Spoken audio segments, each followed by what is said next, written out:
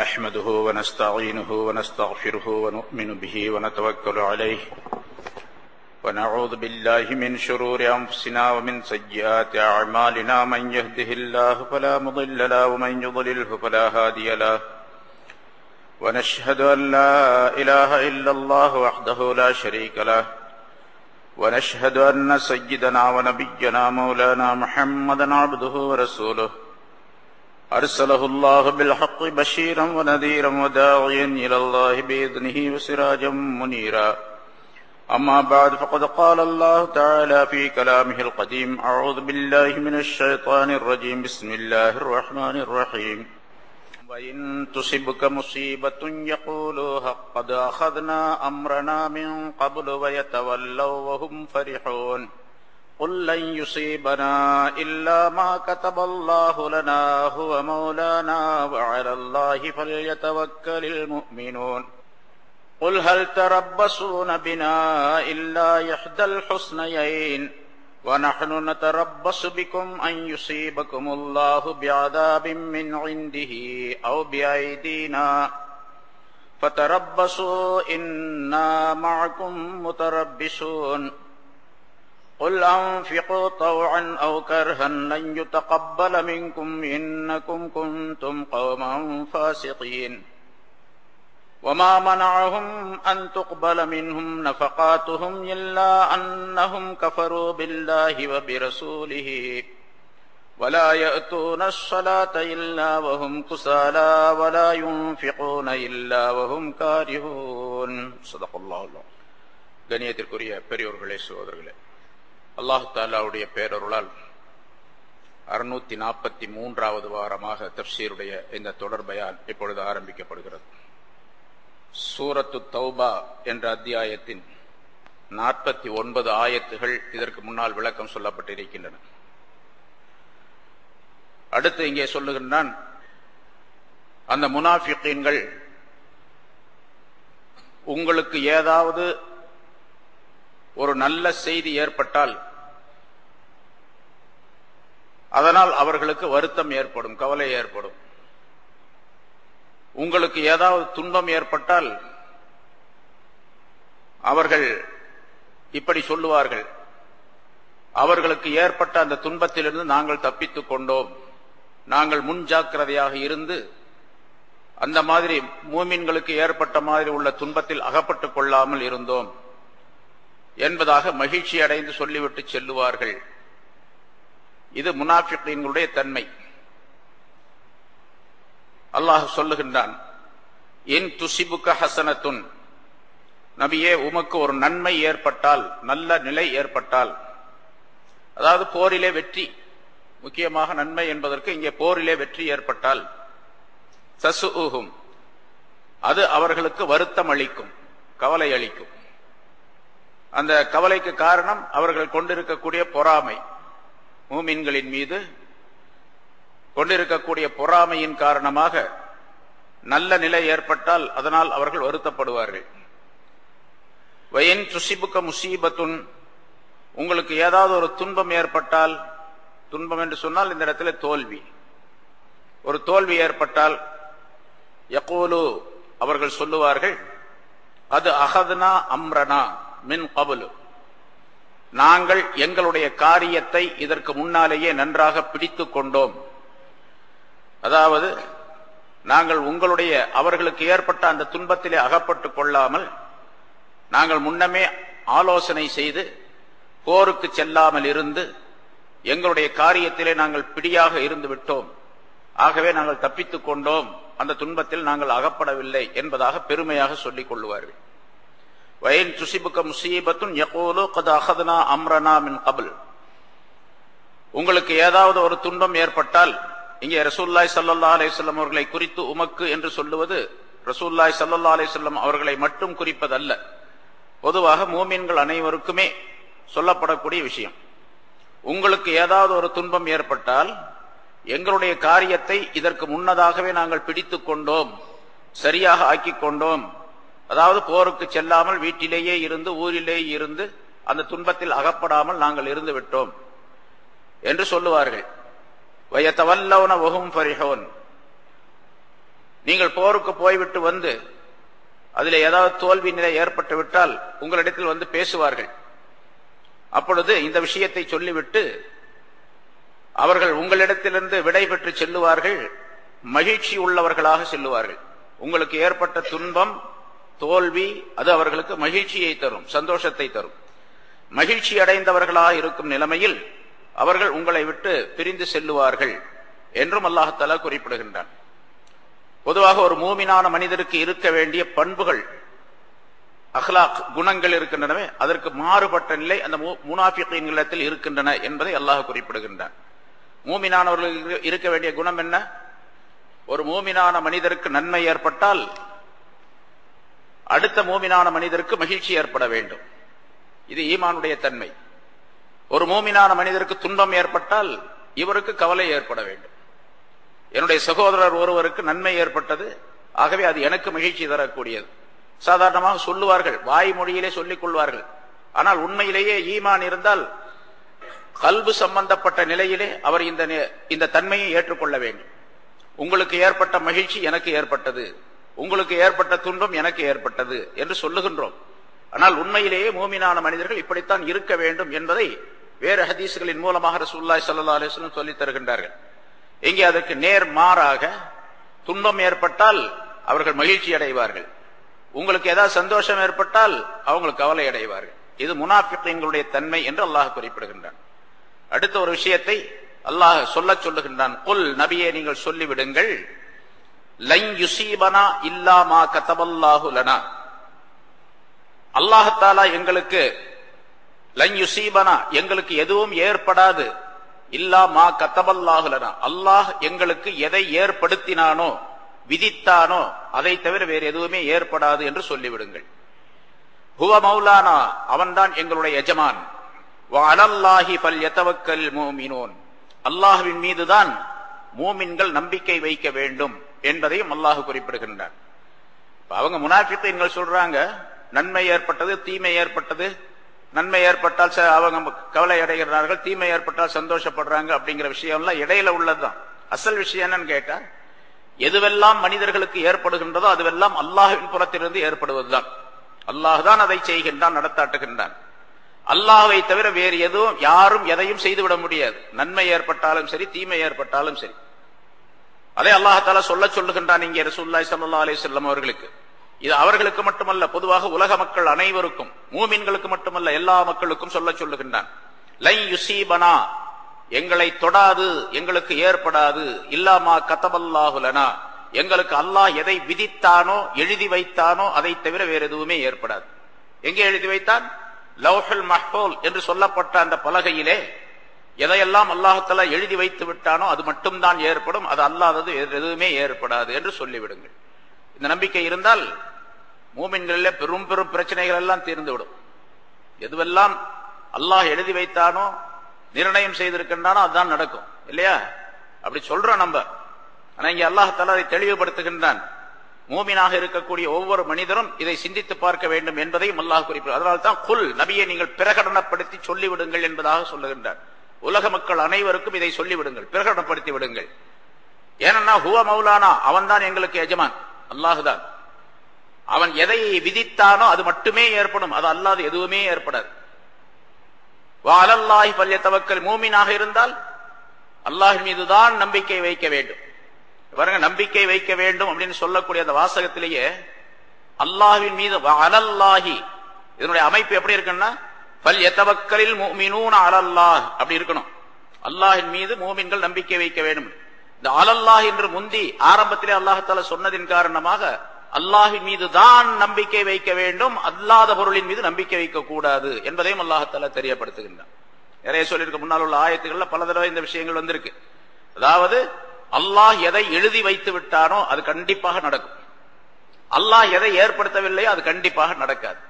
அல்லாஹ் எது கிடைக்க வேண்டும் என்று ஒரு மனிதனுக்கு நாடி இருக்கின்றானோ அது நிச்சயமாக கிடைக்கும், அல்லாஹ் எதை நாடவில்லையோ அது நிச்சயமாக கிடைக்காது. இந்த நம்பிக்கை ஒரு மூமினான மனிதனிடத்தில் வந்துருச்சு அப்படின்னு சொன்னா, யாரை பற்றியும் போட்டி, பொறாமை, தீய எண்ணம், அவருக்கு கெடுதல் செய்ய வேண்டும் என்ற எண்ணம், அதே மாதிரி பொய் பேசுவது, புறம் பேசுவது, தீமைகளை செய்வது, கெட்ட எண்ணம் கொள்ளுவது, இதெல்லாம் வராது. பொறாமை ஏன் வருது? அவருக்கு அவ்வளவு கிடைச்சி போச்சு, அவர் அப்படி இருக்கிறாரு இப்படி இருக்கிறாரு, என்ன மட்டும் இந்த மாதிரி தள்ளிட்டாரு, ஒதுக்கிட்டாரு. அதே மாதிரி அண்ணன் தம்பி சண்டை, பங்காளிகள் சண்டை, அவர் மட்டும் எடுத்துக்கிறார், எனக்கு இல்ல, எனக்கு கொடுக்கல, அவர் மட்டும் எடுத்துக்கிட்டார். ஒவ்வொருத்தருக்கும் இந்த நம்பிக்கை வந்துச்சுன்னு வச்சுங்க, அல்லாஹ் எனக்கு எதை விதித்திருக்கின்றானோ அதுதான் கிடைக்கும். நான் நிறைய பல தடவை சொல்லியிருக்கிறேன், அல்லாஹ் எனக்கு எதை விதியாக்கி வைத்திருக்கின்றானோ கிடைக்க வேண்டும் என்று, அதை என்னை தவிர உலகத்தில் வேற யாருக்கும் கிடைக்காது, எனக்கு தான் கிடைக்கும். உலகமே சேர்ந்தாலும் சரி, உலகமே சேர்ந்தாலும் சரி கிடைக்கும். ரசூலுல்லாஹி ஸல்லல்லாஹு அலைஹி வஸல்லம் ஒரு உதாரணத்தை சொல்லுகின்றார்கள். ஒரு மனிதர் இன்னொரு மனிதரிடத்தில் கடன் வாங்கினார். நடந்த சம்பவம், பனி இஸ்ரவேலர்கள்ல ஒரு மனிதர் இன்னொரு மனிதரிடத்தில் கடன் வாங்கினார். கடன் வாங்கிட்டு எழுதி கொடுத்தார், இன்ன தேதியில நான் தர்றேன் கரெக்டா அப்படின்னு சொல்லிட்டு, அந்த தேதியில தந்துடுறேன் அப்படின்னு சொல்லி சொன்னார். ஆனா அவர் என்ன பண்ணார், கடன் வாங்கினவர் வெளியூர் போயிட்டார். வெளியூர் போயிட்டார்னா கப்பல்ல ஏறி கடல் பயணம் செய்து வெளியூர் போயிட்டார், வெளிநாட்டுக்கு போயிட்டார். அங்க போய் சம்பாரிச்சு கொடுத்தரணும் அப்படின்னு சொல்லிட்டு அவர் அங்க போய் சம்பாரிச்சார். உண்மையிலேயே இவர் கொடுக்க வேண்டிய பொருள் கொடுக்கணும். இப்ப அந்த குறிப்பிட்ட தேதியில அவர் வந்து சேர முடியல, குறிப்பிட்ட தேதியில அவர் வந்து சேர முடியல, அவருக்கு கப்பல் கிடைக்கல, அல்லது கடல்ல சில நிகழ்வுகள் ஏற்பட்டு விட்டன, அதனால அவரால் ஊருக்கு வர முடியல. அவர் அங்கிருந்து கவலைப்பட்டார். உண்மையிலே அவர் மூமினான மனிதர். நம்ம இப்படி வாக்களித்திருக்கின்றோம், கடன் வாங்கி இருக்கின்றோம், அந்த குறிப்பிட்ட நேரத்தில் அவருக்கு கொடுக்க வேண்டும், இப்ப நம்ம போக முடியலையே என்ன பண்றது என்று அல்லாஹ் தஆலா இடத்தில் துஆ செய்தார். அவருக்கு ஒன்னும் புலப்படல, போறதுக்கு வழியும் இல்லை, ஏன்னா கடல் கடந்து வரணும், கப்பல்ல ஏறி வரணும். இப்ப அவர் என்ன பண்ணார், அந்த ஊர்ல இருந்து ஒரு யா அல்லாஹ் நீதான் இதற்கு வழிவகுக்க வேண்டும் என்பதாக அல்லாஹ் இடத்தில் துஆ செய்தார். ஒரு எண்ணம் அவருக்கு ஏற்பட்டது. ஒரு மூங்கில் கழியை எடுத்தார், மூங்கில் ஒன்றை எடுத்தார். அந்த மூங்கில் ரெண்டு கணுவுக்கு மத்தியில உள்ள அந்த பகுதியை வெட்டினார். நடுவுல ஒரு ஓட்ட போட்டார். அவருக்கு யாருக்கு கொடுக்க வேண்டிய பணம், அந்த பணத்தை அவருக்கு கொடுக்க வேண்டிய பணத்தை பேர் எழுதி அது ஒரு துணியில சுருட்டி அதை பந்தோபஸ்தா பாதுகாப்பாக அந்த மூங்கிலுக்குடைய அந்த குழாயில உள்ள வச்சார். உள்ள வச்சு நல்லா மேல மூடிட்டார். எப்படி மூடினால் தண்ணி உள்ள போகாத அது மாதிரி மூடிட்டார். தண்ணி உள்ள போகாத மாதிரி மூடிட்டார். மூடிட்டு யா அல்லாஹ் நான் கடன் வாங்கினேன், கொடுத்துட்டேன், கொடுக்க போறேன், அதாவது கொடுக்கறதுக்காண்டி ஏற்பாடு செஞ்சுட்டேன், இதை கொண்டு போய் சேர்ப்பது உன்னுடைய பொறுப்பு, அதனால நான் கடல்ல போட்டுறேன். பிறகு அல்லாஹ் தஆலா இடத்துல துஆ செஞ்சார். ஆனாலும் என்னுடைய அந்த கடன், அந்த வாக்குறுதியை வாதாவை நான் நிறைவேற்றுவதற்காக இதனை செய்கின்றேன். பிறகு எனக்கு ஒரு வழி கிடைத்து நான் ஊருக்கு போய் சேர்ந்த பின்னால் இந்த பொருள் அவருக்கு கிடைக்கவில்லை என்று சொன்னால் நான் அந்த பொருளை அவருக்கு கொடுத்துறேன். அதிகமாக இது போனதுதான் நான் என்னுடைய பொருளை கொடுத்துறேன், அவர்கிட்ட வாங்கின கடனை கொடுத்துறேன் என்பதாக நியத்து செய்து கொண்டு பிஸ்மில்லான்னு கடல்ல போட்டார். இவர் இந்த கடன் கொடுத்தாரு பாருங்க, இவர்கிட்ட சொல்லிட்டு தான் போயிருந்தார். பொதுவாக கடன் வாங்கினவர், இப்ப நான் இந்த ஊர்ல இருக்கிறேன், ஒருத்தட்ட பாய்கிட்ட போய் கடன் வாங்கி இருக்கிறேன், ஒரு 5000 ரூபாய் வாங்கி இருக்கிறேன் அப்படின்னு சொன்னா, நான் வெளியூர் போகும்போது நான் பாட்டுக்கு போயிடக்கூடாது. 1ஆம் தேதி ஆகஸ்ட் 1ஆம் தேதி தர்றேன்னு சொல்லியிருக்கிறேன். பாய் இந்த மாதிரி கடன் வாங்கினேன், நிர்பந்தமா வெளியூருக்கு போக வேண்டியதா இருக்குது, நான் போயிட்டு வந்து உங்களுடைய காசை கொடுத்துட்றேன், 1ஆம் தேதி வந்த முடிஞ்சா தந்துடுறேன், இல்லாட்டி 2ஆம் தேதி வந்தா தந்துடுறேன் என்று சொல்லிட்டு கடன் வாங்கிவிட்டு சொல்லிட்டு போகணும். அதே மாதிரி அவர் சொல்லிட்டு போனார், கடன் வாங்கினவர்கிட்ட சொல்லிட்டு போனார், நான் இந்த மாதிரி வெளிநாட்டுக்கு போறேன், அங்க சம்பாதிக்க போறேன், சம்பாதிச்சு உங்களுடைய பணத்தை கொண்டாந்து கொடுத்துட்றேன் அப்படின்னு சொல்லிட்டு போனார். இவர் அதே மாதிரி அன்னைக்கு பார்த்தாரு, வரல. இவர் இந்த கடன் கொடுத்தவர், அந்த மனிதர் வரல. ஆஹா, இந்த மனிதர் ஏமாத்தி போட்டாரோ என்னமோ தெரியலையே, ஆனா நல்ல மனிதராக இருந்தாரே, அவர் வாக்குறுதி சொன்னாரு, அதே மாதிரி சொல்லிட்டும் போனாரு என்று சொல்லி சரி அவர் வர்றாரான்னு பாக்குறதுக்காண்டி கடல் கரையில போய் நின்று அவர் பார்த்துக்கிட்டு இருக்கிறார். கப்பல் வருதா, அவர் வர்றாரா அப்படின்னு பார்த்துக்கிட்டு நின்றார். பார்த்துக்கிட்டு ஒரு கடல் கரையில் நிக்கக்கூடிய நேரத்துல அந்த மூங்கில் கரையில ஒதுங்கி வந்துச்சு. எதை அனுப்பினாரோ அது ஒதுங்கி வந்துச்சு. இதோட ஒரு மூங்கில் வருது அப்படின்னு சொல்லிட்டு அவர் எடுத்தார். எடுத்தா அதுல சுத்தி ஒரு தாள்லாம் சேர்த்து துணியெல்லாம் சுத்தி இருந்துச்சு. அதை பிரிச்சு பார்த்தார். பிரிச்சு பார்த்தா இவருடைய பேர் எழுதப்பட்டிருக்கு. அதுல இன்னாருக்கு கொடுக்க வேண்டிய பணத்தை இன்னார் நான் அனுப்புகின்றேன், இதை யா அல்லாஹ் நீ இதை அவரிடத்தில் சேர்த்து விடுவாயா அப்படிங்கிற வாசகம் எல்லாம் அதுல இருந்து எடுத்து பார்த்தார். பிரிச்சு பார்த்தார். இவருக்கு எவ்வளவு கடன் கொடுக்கணுமோ அந்த கடனுடைய பணம் இருந்துச்சு. அவரு கொடுத்தவருடைய அந்த யார் வாங்கிட்டு போனார் அவருடைய பேரும் இருந்துச்சு. ஆஹா, அவர் வர முடியாததின் காரணமாக இப்படி அவர் அனுப்பி இருக்கிறார். அல்லாஹ் தஆலா அவருடைய நியத்தை பூர்த்தி செய்து விட்டான், அவருடைய எண்ணத்தை பூர்த்தி செய்து விட்டான், அவருடைய வாக்குறுதியை அல்லாஹ் தஆலா காப்பாற்றி விட்டான் என்பதாக சொல்லி அதை வாங்கிட்டு வந்துட்டார், எடுத்துக்கிட்டு வந்துட்டாரு. வீட்டுக்கு வந்த பிறகு அதுக்கு கொஞ்ச நாள் கழிச்சு, சில நாள் கழிச்ச பின்னால அவர் வந்தார். அவர் வந்து இவருடைய வீட்டுக்கு யார் கடன் வாங்கினாரோ அவருடைய வீட்டுல கதவை தட்டி, என்ன மன்னிக்கணும், தயவு செய்து நீங்க நான் போன இடத்துல இப்படி ஒரு அசம்பாவிதம் ஏற்பட்டு போச்சு, அதாவது நான் வருவதற்குள்ள வாகனம் கப்பல் கிடைக்காம ஆயிடுச்சு, அதனால இதோ உங்களுடைய பணம் இருக்குது, இதை வச்சுங்க அப்படின்னு சொல்லி கொடுத்தாரு. அப்ப நீங்க அன்னைக்கு அனுப்புனீங்களா, அது உங்க பணம் அல்லவா, நான் தான் அனுப்புனேன், அது கிடைச்சிச்சா உங்களுக்கு, ஆமா அப்படின்னு சொல்லிட்டு அவர் நிகழ்ச்சியை சொன்னார். ஒரு மனிதருக்கு எது கிடைக்க வேண்டும் என்று அல்லாஹ் நாடுகின்றானோ நிச்சயமாக அது கிடைக்கும் என்பது ஒன்று. அதே போல ஒரு மனிதர் கடன் வாங்கினால் கொடுக்க வேண்டும் என்ற எண்ணம் இருந்தால் நிச்சயமாக அல்லாஹ் அதை நிறைவேற்றி விடுவான் என்பதும் இந்த சம்பவத்தின் மூலமாக தெரியப்படுத்தக்கூடிய ஒன்று. முன்னாலும் பல விஷயங்கள் பல தடவை சொல்லி இருக்கிற ஒரு விஷயம் ரசூலுல்லாஹி ஸல்லல்லாஹு அலைஹி வஸல்லம் அவர்கள் சொல்லுகின்றார்கள், ஒரு மனிதர் இன்னொரு இடத்தில் கடன் வாங்குகின்றார், கடன் வாங்க வேண்டிய நிர்பந்தம் ஏற்பட்டு விட்டதே என்று கவலையோடு கடன் வாங்கினால் அந்த கடனை நிறைவேற்றுவதற்குரிய வழிவகைகளை அல்லாஹ் தஆலா செய்து தருவான். ஒரு மனிதர் கடன் வாங்கும் பொழுதே சரிதா பார்த்தா கொடுத்துக்கலாம், தேவைப்பட்டா கொடுத்துக்கலாம், இல்லாட்டி விட்டுறலாம் என்று அலட்சியமாக கடன் வாங்கினால் அந்த கடனை நிறைவேற்ற முடியாத சூழ்நிலையை அல்லாஹ் தஆலா ஏற்படுத்திவிடும். கடனாளியாகவே இவரை மௌத்தாக்கணும் அல்லாஹ் தஆலா நாடிட்டான், அதனால அந்த நிலையை ஏற்படுத்தி விடுவார். இன்னொரு ஹதீஸில் ரசூலுல்லாஹி ஸல்லல்லாஹு அலைஹி வஸல்லம் சொன்னார்கள், ஒரு மனிதர் திருமணம் செய்கின்றார், நிக்காஹ் செய்கின்றார், மஹர் கொடுக்கல, சும்மா எழுதிக்கிறாரு, கேட்ல எழுதுறாரு, இவ்வளவு 5000 ரூபாய் மஹர் தர்றேன் அப்படின்னு சொல்லிட்டு, மஹர் தரக்கூடாது என்ற எண்ணத்திலே ஒரு மனிதர் மஹரை நிர்ணயம் செய்து நிக்காஹ் செய்தால் அந்த மனிதர் விபச்சாரகன், அந்த மனிதர் ஜினா செய்யக்கூடியவன். கடன் வாங்குகின்ற நேரத்தில் கடன் கொடுக்க கூடாது என்ற எண்ணத்திலே அந்த மனிதன் வாங்கினால் அவன் திருடன் என்று ரசூலுல்லாஹி ஸல்லல்லாஹு அலைஹி வஸல்லம் சொன்னார். அல்லாஹ் தஆலா எதை நிர்ணயம் செய்தாரோ அது கிடைக்கும் என்ற எண்ணம், இந்த தவக்குல் என்பது மனிதனுக்கு வந்துவிட்டால் இந்த மாதிரி தீமைகள் எல்லாம் வராது என்பதற்காக இந்த உதாரணங்கள் எல்லாம் சொல்லப்படுகின்றன. அல்லாஹ் தஆலா குர்ஆன்ல வேற இடத்துல பல இடங்கள் அல்லாஹ் தஆலா சொல்லுகின்றான், மா யஃப்தஹில்லாஹு லின்னாஸி மிர் ரஹ்மத்தின் ஃபலா மும்சிக லஹா வமா யும்சிக் ஃபலா முர்சில லஹு மின் பஅதிஹி என்ற ஒரு ஆயத்திலே சூரத்துல் ஃபாத்திரில் அல்லாஹ் தஆலா குறிப்பிடுகின்றான். மா யஃப்தஹில்லாஹு லின்னாஸி மிர் ரஹ்மத்தின், அல்லாஹ் தஆலா மனிதர்களுக்கு தன்னுடைய ரஹமத்தில் எது கிடைக்க வேண்டும் என்று அல்லாஹ் தஆலா அதை திறந்து விட்டானோ, தன்னுடைய ரஹமத்தில் எது கிடைக்க வேண்டும் என்று அல்லாஹ் தஆலா திறந்து விடுகின்றானோ அதை தடுக்கக்கூடியவர் எவருமே கிடையாது. அந்த ரஹமத் சொன்னா எதுக்கு வேணாலும் வச்சுக்கலாம், அல்லாஹ்வுடைய ரஹமத் கிடைக்கிறது, பரக்கத்துகள் கிடைக்கிறது, பொருளாதாரம் கிடைக்கிறது, வசதிகள் ஏற்படுவது, எது வேணாலும் வச்சுக்கலாம். இவருக்கு கிடைக்கக்கூடிய அந்த ரஹமத்தை தடுக்கக்கூடியவர் யாரும் கிடையாது, உலகத்தில் எந்த சக்தியும் கிடையாது. வமா யும்சிக், அல்லாஹ் தடுத்து விட்டால், கொடுக்க கூடாது என்று அல்லாஹ் தஆலா தடுத்து விட்டால், பலா முர்சில லஹு, அதை கொண்டு வந்து கொடுக்கக்கூடியவர் யாரும் கிடையாது, மின்பாதி, அவனை தவிர வேற யாரும் கொண்டாந்து கொடுக்க முடியாது. துஆ ரசூலுல்லாஹி ஸல்லல்லாஹு அலைஹி வஸல்லம் கேட்க சொன்னாங்க, துஆ கேட்க சொன்னார்கள். அல்லாஹ் தஆலாவுடைய இந்த வல்லமையை குறித்து மனிதன் ஒவ்வொரு நேரம் சிந்தித்துக் கொண்டே இருக்க வேண்டும் என்பதற்காக துஆ கேட்க சொன்னார்கள். அல்லாஹும்ம லா மானிஅ லிமா ஆதைத வலா முஅத்திய லிமா மனஅத, யா அல்லாஹ் நீ எதை தடை செய்து விட்டாயோ அதை கொடுக்கக்கூடியவர் உலகத்தில் வேறு எவரும் கிடையாது. நீ எதை கொடுக்க நாடி விட்டாயோ அதை தடுக்கக்கூடியவர் எவரும் கிடையாது. அல்லாஹ் நாடிட்டான்னா கொடுக்கணும்னா கண்டிப்பா கிடைக்கும், தடுக்கணும்னா கண்டிப்பா கிடைக்காது. அதே அல்லாஹ் தஆலா சொல்லுகின்றான், குல் லன் யுஸீபனா இல்லா மா கதபல்லாஹு லனா, அல்லாஹ் எங்களுக்கு எதை எழுதி வைத்து விட்டானோ, நிர்ணயம் செய்து விட்டானோ, லௌஹுல் மஹ்ஃபூலிலே பதிவு செய்து வைத்து விட்டானோ அதை தவிர வேறு எதுவும் எங்களுக்கு ஏற்படாது. ஹுவ மௌலானா, அவன்தான் எங்களுடைய எஜமான். எஜமானாக இருக்கின்ற காரணத்தினால், எஜமான் இங்க மௌலானா என்று சொன்னால் எங்களுடைய எஜமான். மௌலா என்று சொல்வதற்கு உதவியாளன், பொறுப்பாளன், பொறுப்பேற்றுக் கொள்ளக்கூடியவன், தலைவன், எங்களுடைய நாங்கள் ஒதுங்கக்கூடிய இடமாக இருக்கக்கூடியவன் என்றெல்லாம் பொருள் செய்யப்பட்டு இருக்கின்றது. மௌலா என்பதற்கு பல அர்த்தங்கள் இருக்கின்றன. இந்த இடத்துல அல்லாஹ் தஆலாவுக்கு எல்லா வார்த்தைகளும் பொருந்தும், எல்லா கருத்துக்களும் பொருந்தும். வஅலல்லாஹி ஃபல்யதவக்கலில் முஃமினூன், அல்லாஹ் மீதே முஃமின்கள் நம்பிக்கை வைக்க வேண்டும் என்பதால்.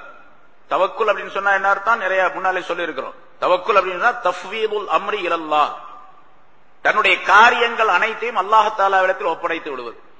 எல்லா காரியங்களையும் அல்லாஹ்விடத்தில் ஒப்படைத்து விடுவது. அல்லாஹ் தான் எல்லாவற்றிற்கும், எனக்கு அல்லாஹ் போதுமானவன், எது நடந்தாலும் சரி அல்லாஹ்வின் பக்கமே உடனடியாக திரும்பக்கூடிய நிலை ஏற்பட வேண்டும். அப்படி ஏற்பட்டால் அந்த மனிதர் சிறப்பான வாழ்க்கைக்குரியவராக ஆகிவிடுவார். இது ஈமானுடைய அசல். இது என்னிடத்தில் ஈமான் இருக்கின்றது என்பதற்கு அசலான விஷயம் என்னன்னு கேட்டா, எனக்கு எது ஏற்பட்டதோ அதுவெல்லாம் அல்லாஹின் மூலமாக ஏற்பட்டது, எதுவெல்லாம் எனக்கு கிடைக்கவில்லையோ அதுவும் அல்லாஹின் மூலமாக அல்லாஹ்வுடைய நாட்டப்படி ஏற்பட்டது என்பதை நம்ப வேண்டும். முன்னால் நிறைய சொல்லிருக்க ஒரு ரசூலுல்லாஹி ஸல்லல்லாஹு அலைஹி வஸல்லம் அனஸ் ரலியல்லாஹு தஆலா அன்ஹு அவர்கள் சொல்லுகின்றார்கள், ரசூலுல்லாஹி ஸல்லல்லாஹு அலைஹி வஸல்லம் அவர்களிடத்திலே நான் 10 ஆண்டுகள் பணியாற்றினேன், காதிமாக இருந்தேன். 10 வருஷங்களிலே ஒரு நாளாவது ஒரு நேரமாவது நீ ஏன் இதை செய்தாய் என்று என்னிடத்தில் கேட்டது கிடையாது, நீ ஏன் இதை செய்யவில்லை என்றும் என்னிடத்தில் கேட்டது கிடையாது. எங்க ஒரு ஆள் 10 வருஷமா வேலை செஞ்சிட்டு இருக்கிறாரு, நீ ஏன் இதை செய்யல, இது ஏன் செஞ்ச அப்படின்னு கேட்க வேண்டிய சூழ்நிலை ஏற்படாமலா இருக்கும்? 10 நாள் இருந்தாவே போதும், நம்ம விரட்ட தெரியும். நம்மகிட்ட வேலை செய்யற ஆள எவ்வளவு விரட்டுறோம், எவ்வளவு விஷயங்களை சொல்றோம், எவ்வளவு அவரை கண்டிக்கிறோம், கடிந்து கொள்ளுகின்றோம், பேசுகின்றோம், திட்டுகின்றோம். 10 வருஷம் வேலை செஞ்சிருக்கிறாங்க. ஒரு நாளாவது ஒரு நேரமாவது நீ ஏன் இதை செய்யவில்லை அப்படின்னு கேட்கல, நீ ஏன் இதை செய்தாய் அப்படின்னு கேட்கல. ரெண்டும் கிடையாது. அப்படின்னா என்ன அர்த்தம் கேட்டா, அதுக்கு விளக்கம் சொல்லக்கூடிய உலமாக்கள் குறிப்பிடுகின்றார்கள், அல்லாஹ் தஆலாவின் மீது, அல்லாஹுடைய கலா கதிரின் மீது முழுமையாக நம்பிக்கை வைத்திருந்தார்கள் ரசூலுல்லாஹி ஸல்லல்லாஹு அலைஹி வஸல்லம். அதனால அல்லாஹ்வுடைய நேரடி தொடர்புல இருந்தாங்க. நேரடியாக லௌஹுல் மஹ்ஃபூல்ல எதுவெல்லாம் எழுதப்பட்டிருக்கோ அதெல்லாம் பார்க்கக்கூடிய திறமையை அல்லாஹ் தஆலா கொடுத்திருந்தான் ரசூலுல்லாஹி ஸல்லல்லாஹு அலைஹி வஸல்லம் அவர்களுக்கு. அதனால அது நடந்தது அல்லாஹ் ஏற்படுத்திய விஷயம். எது நடக்கவில்லையோ அதுவும் அல்லாஹ் தஆலா ஏற்படுத்திய விஷயம். இவரை போய் கண்டிக்கிறதுல என்ன அர்த்தம் இருக்குது அப்படின்னு ரசூலுல்லாஹி ஸல்லல்லாஹு அலைஹி வஸல்லம் விட்டுட்டாங்க. முன்னால் ஒரு சம்பவம் சொன்ன பாருங்க. அன்னை ஆயிஷா ரலியல்லாஹு தஆலா அன்ஹா அவர்களோடு பேசிக் கொண்டிருக்கின்றார்கள் ரசூலுல்லாஹி ஸல்லல்லாஹு அலைஹி வஸல்லம்.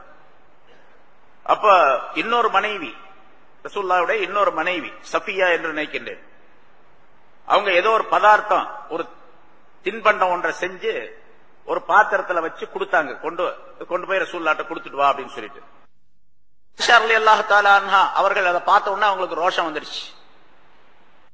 நான் ரசூலுல்லாஹ்ட்ட பேசிட்டு இருக்கும்போது சக்களத்தி போராட்டம்னு சொல்லுவாங்களா இல்லையா, பேசிக்கிட்டு இருக்கும்போது என் வீட்லயே எனக்கு முன்னாலேயே இன்னொரு பொண்டாட்டி கொண்டாந்து கொடுக்கறதாவது அப்படின்னு சொல்லி அந்த பாத்திரத்தை தட்டி விட்டாங்க. தட்டி விட்டோம்னா அது கீழே போய் விழுந்து உடைஞ்சு போச்சு, அந்த பொருள் எல்லாம் சிதறி போச்சு. ரசூலுல்லாஹி ஸல்லல்லாஹு அலைஹி வஸல்லம் ஒன்னும் சொல்லல, மௌனமாக நின்றார்கள், புன்னகை செய்தார்கள், சிரித்துக் கொண்டிருந்தார்கள். சொன்னார்கள், அந்த வந்த காதிமிடத்துல சொன்னார்கள், உங்க அம்மாவுக்கு ஒரு ரோஷம் வந்துருச்சு, வேற ஒண்ணும் இல்ல, தட்டி விட்டு கீழே உடைஞ்சு போச்சுங்க, அந்த பதார்த்தமும் கீழே விழுந்துருச்சு, பாத்திரமும் உடைஞ்சு போச்சு. ரசூலுல்லாஹ் சொன்னாங்க, இதான் இங்க ரசூலுல்லாஹி ஸல்லல்லாஹு அலைஹி வஸல்லம் கலா கதிரின் மீது முழுமையான நம்பிக்கை வைத்திருந்தார்கள். இப்படி ஒரு நிகழ்ச்சி நடைபெறும் என்பது அல்லாஹ்வுடைய ஏற்பாடு, அல்லாஹ்வுடைய ஏற்பாட்டின்படி நடந்து முடிந்தது. இதுக்கு போய் என்ன சொல்றது? அதனால நம்மளும் அப்படியே இருக்குன்னு அர்த்தம் அல்ல, நமக்கு வேற தரஜா, ரசூலுல்லாஹ் உள்ள தரஜா வேற. நமக்கு அந்த மாதிரி ஏற்பட்டால் நம்முடைய மனைவியோ அல்லது வேறு யாருமோ நம்முடைய குடும்பத்தில் உள்ளவர்கள் இந்த மாதிரி ஒரு தப்பை செஞ்சா தப்ப கண்டிக்கணும். கலா கதிர்ங்கிறது வேற, அது நடந்து முடிந்தது கலா கதிர், அல்லாஹ் ஏற்படுத்தியது. ஆனா அதே நேரத்தில் இந்த யார் செய்தார்களோ அந்த குற்றத்தை கண்டிக்க வேண்டுமா இல்லையா? கண்டிக்கணும். கண்டிக்கிறதுக்கு அதிகாரம் இருக்குது நமக்கு, அதுக்கு உரிமையும் இருக்கின்றது, சொல்லிக் கொடுக்கப்பட்டு இருக்கின்றது, நமக்கு கண்டிக்க வேண்டும். இங்க ரசூலுல்லாஹி ஸல்லல்லாஹு அலைஹி வஸல்லம் ஒன்னும் சொல்லல, இது மட்டும் சொன்னாங்க, உங்க அம்மாவுக்கு ரோஷம் வந்துருச்சு என்று சொல்லிவிட்டு ஆயிஷா ரலியல்லாஹு தஆலா அன்ஹா அவர்களிடத்துல சொன்னாங்க, இந்த தட்டுக்கு பதிலா வேறொரு தட்டு மட்டும் கொடுத்து விட்டுரு அப்படின்னு சொன்னாங்க. உடைஞ்சது அவங்க தட்டு, அதனால அதுக்கு பதிலா வேற ஒண்ணு கொடுத்து விட்டுரு அப்படின்னு மட்டும் சொன்னாங்க என்ற ஹதீஸில் அறிவிக்கப்பட்டு இருக்கின்றது. இதுவெல்லாம் கலா கதிரின் மீது உள்ள நம்பிக்கையின் காரணமாக, லா யுஸீபனா இல்லா மா கதவல்லாஹு லனா, நமக்கு அல்லாஹ் எதை ஏற்படுத்தினானோ அதை தவிர வேற எதுவுமே நமக்கு ஏற்படாது, எதை விதித்தானோ அதை தவிர வேற எதுவும் ஏற்படாது என்ற நம்பிக்கையின் காரணமாக ஏற்பட்டது. இது இங்க முனாஃபிகீன்களுக்கு அறிவுரையாக அல்லாஹ் தஆலா சொல்லுகின்றான், அவர்கள் தெரிந்து கொள்ள வேண்டும் என்பதற்காக வேண்டி. அதாவது நல்லது ஏற்பட்டால் அவங்களுக்கு கவலை வரும், நமக்கு கெட்டது ஏற்பட்டால் அவங்க சந்தோஷப்படுறாங்க. நீங்க சொல்லிடுங்க, நல்லதா கெட்டதா எது வந்தாலும் சரி அல்லாஹ் தஆலா ஏற்படுத்தியதுதான் என்பதை சொல்லிவிடுங்கள் என்று சொல்லிவிட்டு அவர்களுக்கு சொல்லுகின்றான் அல்லாஹ் தஆலா. முதல்ல சொன்ன வாசகம் மூமின்களுக்கு, அல்லாஹ் தஆலா இப்படித்தான் ஏற்படுத்துகின்றான், அல்லாஹ்வுடைய கட்டளை இப்படித்தான் நடக்குகின்றது என்பதை நீங்கள் நிர்ணயம் செய்து கொள்ள வேண்டும் என்பதையும், அதே நேரத்தில் முனாஃபிகீன்களுக்கு எச்சரிக்கையாகவும் அல்லாஹ் தஆலா சொல்லி காட்டினான். அடுத்து அல்லாஹ் சொல்லுகிறான், குல் நபியே மேலும் நீங்கள் சொல்லிவிடுங்கள், ஹல் தரப்பஸூன பினா, எங்களிடத்தில் நீங்கள் எதிர்பார்க்கிறீர்களா, இல்லா யஹதல் ஹுஸ்னையைன், இரண்டு நன்மைகளில் ஒன்றை தவிர வேறு எதையும் நீங்கள் எங்களிடத்தில் எதிர்பார்க்கிறீர்களா என்று கேட்டால் அந்த கேள்விக்கு அர்த்தம் எதிர்பார்க்கவில்லை என்பதாக பொருளாகும். அப்படி அர்த்தம் செய்யணும். ஹல் தரப்பஸூன பினா, எங்களிடத்தில் நீங்கள் எதிர்பார்க்கவில்லை, இல்லா யஹதல் ஹுஸ்னையைன், ரெண்டு நன்மைகளில் ஒன்றை தவிர நீங்கள் எதிர்பார்க்க முடியாது என்று சொல்லிவிடுங்கள். அதாவது நாங்க போருக்கு போறோம், போருக்கு போனா ரெண்டுல ஒண்ணு எங்களுக்கு கிடைக்கும், அந்த ரெண்டுல எது கிடைச்சாலும் நன்மைதான், ரெண்டுல ஒண்ணு கிடைக்கும், எது கிடைச்சாலும் நன்மைதான்.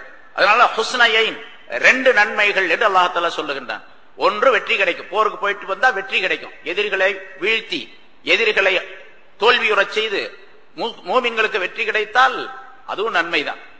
சரி, போர்க்களத்துல போய் எதிரிகள் வெற்றி ஆயிட்டாங்க, இவங்க அழிக்கப்பட்டு போயிட்டாங்க, அதாவது ஷஹீத் ஆயிட்டாங்க, அப்போ வெற்றி தான், அது நன்மைதான். இதை விட அது பெரிய நன்மை இல்ல. சொல்ல போனா இவங்க உயிரோட திரும்பி வரும்போது கிடைக்கக்கூடிய நன்மையை விட இவர்கள் போர்க்களத்தில் இறந்து விட்டால் அது இதைவிட மிகப்பெரிய நன்மை. ஆனா 2 நன்மை தான். போர்க்களத்தில் இறந்து விட்டால் நன்மை, சரி, அவர்கள் சுஹதாக்கள் ஷஹீதுகள் என்பதாக போற்றப்படுகின்றார்கள், அதற்குரிய பரிசு அல்லாஹ் தஆலா சொர்க்கத்திலே வைத்திருக்கின்றான் என்றெல்லாம் சொல்லப்பட்டு இருக்கிறது. சுஹதாக்களை போன்று பாக்கியம் பெற்றவர்கள் வேறு யாரும் கிடையாது மனிதர்கள். அவ்வளவு பெரிய ஞாபகத்துடையது அந்த ஷஹீத் என்பது. அதை அல்லாஹ் தஆலா அவர்கள் கொடுக்கின்றான். அவர்கள் போர்க்களத்தில் இறந்து விட்டார். சரி, வந்து வெற்றியாகிவிட்டால் என்ன நன்மை கிடைக்குது என்று கேட்டால் அல்லாஹ் தஆலாவிடத்தில் ஏராளமான நன்மைகளுக்குரியவர்களாக அவர்கள் ஆகிவிடுகின்றார்கள் என்பதோடு மட்டுமல்லாமல் இன்னொரு நன்மையும் கிடைக்கின்றது. அதுதான் எதிரிகள் வெற்றி சென்ற கனிமத்துடைய பொருளுக்கு உரியவர்களாக இவர்கள் ஆகிவிடுகின்றார்கள். யார் போர்க்களத்திலே போரிடுகின்றார்களோ அந்த போராளிகள் முஜாஹிதீன்கள், அவர்களுக்கு அந்த பொருள்கள் பங்கு வைத்து கொடுக்கப்படும். இப்படி பின்னால மூமின்கள் சஹாபாக்கள் மிகப்பெரிய செல்வங்களுக்கு உரியவர்களாக ஆனார்கள். ஆரம்பத்தில் வறுமையாக இருந்தார்கள்.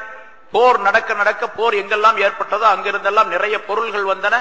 ஒவ்வொரு வீட்டிலும் பார்த்தால் நிறைய தங்க காசுகளும் வெள்ளி காசுகளும் தீனாரும் திரகங்களும் குவித்து வைக்கப்பட்டிருக்கும். அப்படிப்பட்ட ஒரு செல்வ நிலையை அல்லாஹ் தஆலா ஏற்படுத்தி விட்டார். ஆக வெற்றி பெற்று வந்தால் பொருளாதாரமும் கிடைக்கும், நன்மைகளும் கிடைக்கும். இறந்து விட்டால் ஷஹீத் என்ற பதவி கிடைக்கும். அதனால் அது 2 நன்மை தான். அதை அல்லாஹ் இங்கே சொல்லுகிறார். ஹல் தரப்பசூன பினா இல்லா யஹ்தல் ஹுஸ்னையைன், எங்களிடத்தில் நீங்கள் எதிர்பார்க்கவில்லை இல்லா யஹ்தல் ஹுஸ்னையைன், 2 நன்மைகளில் ஒன்றை தவிர வேறு எதையும் நீங்கள் எதிர்பார்க்கவில்லை. எதிர்பார்க்க முடியாது, 2ல 1 தான் கண்டிப்பா கிடைக்கும். 2மே எங்களுக்கு நன்மைதான் என்று சொல்லிவிடுங்கள். அதே மாதிரி நஹனு நதரப்பசு பிக்கும், நாங்களும் உங்களிடத்தில் உங்களை எதிர்பார்த்துக் கொண்டிருக்கின்றோம். யுஸீபக்குமுல்லாஹ், அல்லாஹ் தஆலா உங்களுக்கு ஏற்படுத்துவதை, பிஅதாபின் மின் இன்திஹி, அவன் தன் புறத்தில் இருந்து தண்டனையை உங்களுக்கு கொடுப்பதை நாங்களும் எதிர்பார்த்துக் கொண்டிருக்கின்றோம். எங்களுக்கு 2ல 1 நன்மை கிடைக்கும், 2 நன்மை தான், 2ல எது கிடைச்சாலும் நன்மை தான். ஆனா உங்களுக்கு கிடைக்கிறது அல்லாஹ்வுடைய தண்டனை. நஹனு நதரப்பசு பிக்கும், உங்களுக்கு நாங்கள் எதிர்பார்த்துக் கொண்டிருக்கின்றோம். யுஸீபக்குமுல்லாஹு பிஅதாபின் மின் இன்திஹி, அல்லாஹ் தஆலா தன் புறத்திலிருந்து தண்டனையை கொடுப்பதை எதிர்பார்த்துக் கொண்டிருக்கின்றோம். அல்லாஹ் தன் புறத்திலிருந்து தண்டனை, அவுபி ஐதீனா, அல்லது எங்களுடைய கரங்களின் மூலமாகவே உங்களுக்கு தண்டனையை கொடுப்பதை எதிர்பார்த்துக் கொண்டிருக்கின்றோம்.